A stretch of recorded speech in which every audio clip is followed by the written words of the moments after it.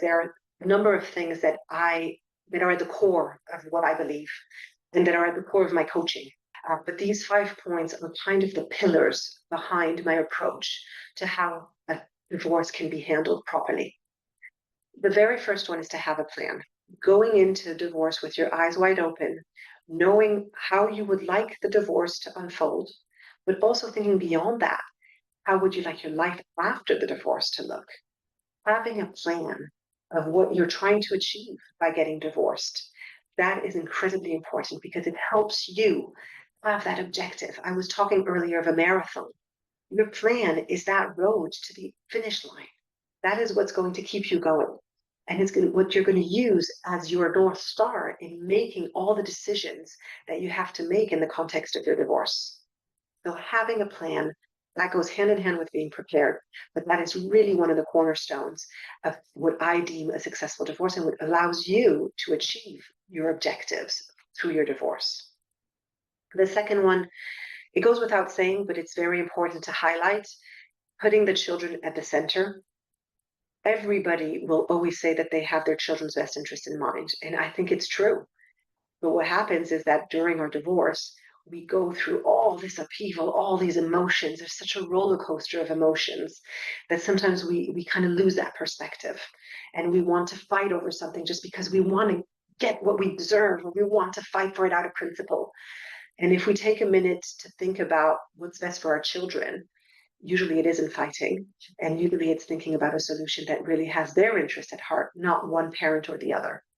So having the children at the heart of your considerations is going to be really helpful in helping you manage your emotions and trying to and think really clear-headedly about what's best for your family. In that same vein, thinking long-term is a very important element of achieving a good divorce. The arrangements you reach are arrangements that you're going to have to live with for many years. So you're going to have to live with the financial arrangements and the split of assets that you've agreed to. You're going to have to live with the childcare arrangements you've made.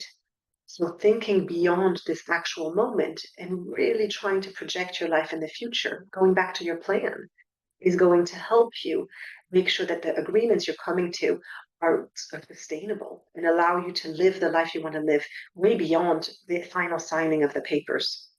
So that's another lens that I always emphasize with my clients and that I will help you as a client to work through and to think through every time you have to make a decision. Keeping conflict to a minimum, I think I've made that very clear. There is nothing to be gained from extensive conflict. It increases lawyer bills. It makes everything take a lot longer. But most importantly, it takes a huge emotional toll.